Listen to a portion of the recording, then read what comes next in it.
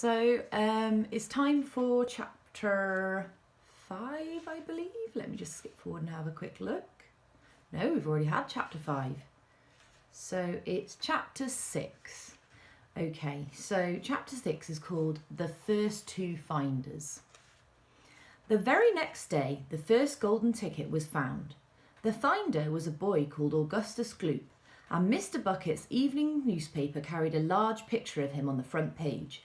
The picture showed a 9-year-old boy who was so enormously fat he looked as though he'd been blown up by a powerful pump. Great flabby folds of fat bulged out from every part of his body, and his face was like a monstrous ball of dough, with two small, greedy, curranty eyes peering out upon the world. The town in which Augustus Gloop lived, the newspaper said, had gone wild with excitement over their hero.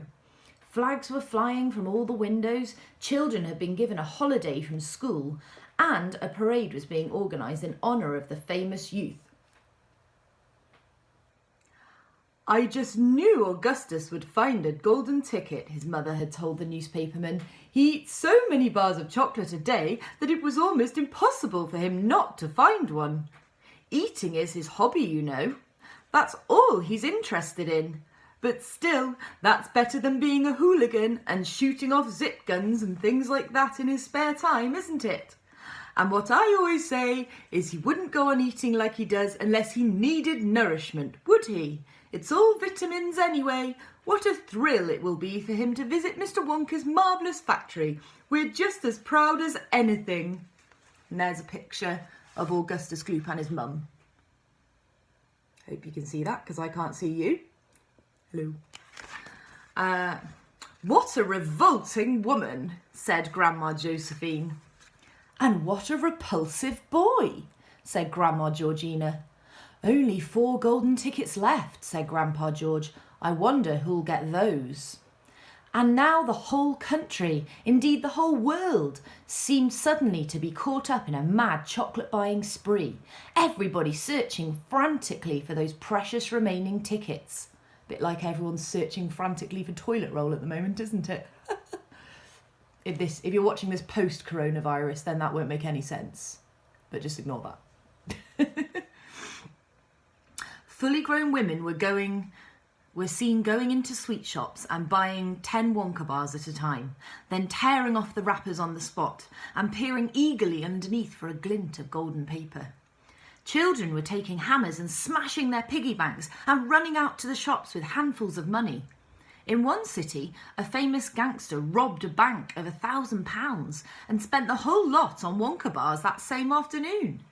And when the police entered his house to arrest him, they found him sitting on the floor amidst mountains of chocolate, ripping off the wrappers with a blade of a long dagger. In far-off Russia, a woman called Charlotte Russ claimed to have found the second ticket, but it turned out to be a clever fake. The famous English scientist Professor Foulbody even invented a machine which would tell you at once, without opening the wrapper of a bar of chocolate, whether or not there was a golden ticket hidden underneath it. The machine had a mechanical arm that shot out with tremendous force and grabbed hold of anything that had the slightest bit of gold inside it. And for a moment, it looked like the answer to everything.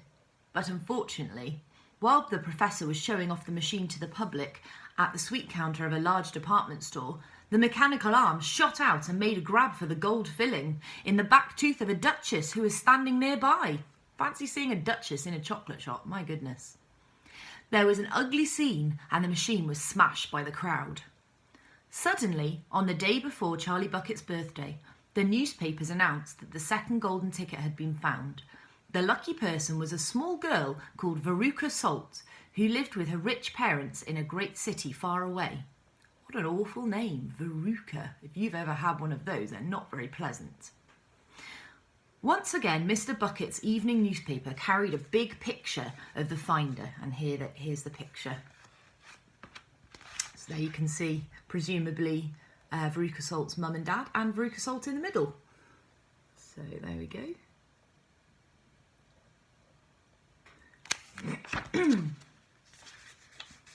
She was sitting between her beaming father and mother in the living room of their house, waving the golden ticket above her head and grinning from ear to ear.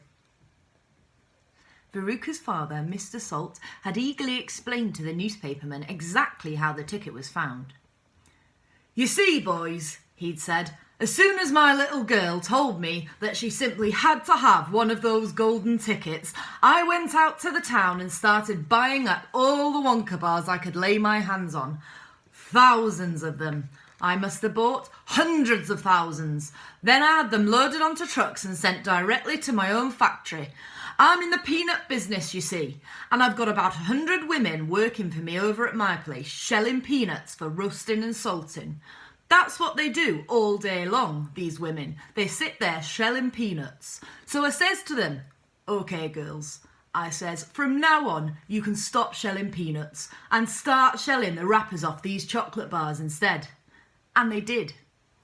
I had every worker in the place yanking the paper off those bars of chocolate full speed ahead from morning till night.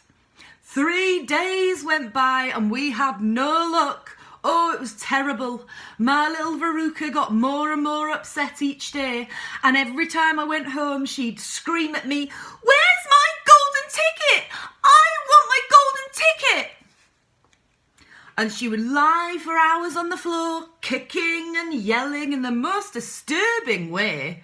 Well, I hated to see my little girl feeling unhappy like that, so I vowed I would keep up the search until I got her what she wanted. Then, suddenly, on the evening of the 4th day, one of my women workers yelled, 'I've got it! I've got a golden ticket!' And I said, 'Give it to me quick!' And she did, and I rushed it home and gave it to my darling Veruca. And now she's all smiles and we have a happy home once again." "That's even worse than that fat boy," said Grandma Josephine. "She needs a really good spanking," said Grandma Georgina. Goodness me, you can't say that anymore, can you? "I don't think the girl's father played it quite fair, Grandpa, do you?" Charlie murmured. "He spoils her," Grandpa Joe said, "and no good can ever come from spoiling a child like that. Charlie, you mark my words." "Come to bed, my darling," said Charlie's mother. "Tomorrow's your birthday, don't forget that, so I expect you'll be up early to open your present." "A Wonka chocolate bar!" cried Charlie. "It is a Wonka bar, isn't it?" "Yes, my love," his mother said. "Of course it is." "Oh, wouldn't it be wonderful if I found the 3rd golden ticket inside it?" Charlie said. "Bring it in here when you get it," Grandpa Joe said. "Then we can all watch you taking off the wrapper." And that's the end of chapter 6. Thanks for watching. Bye.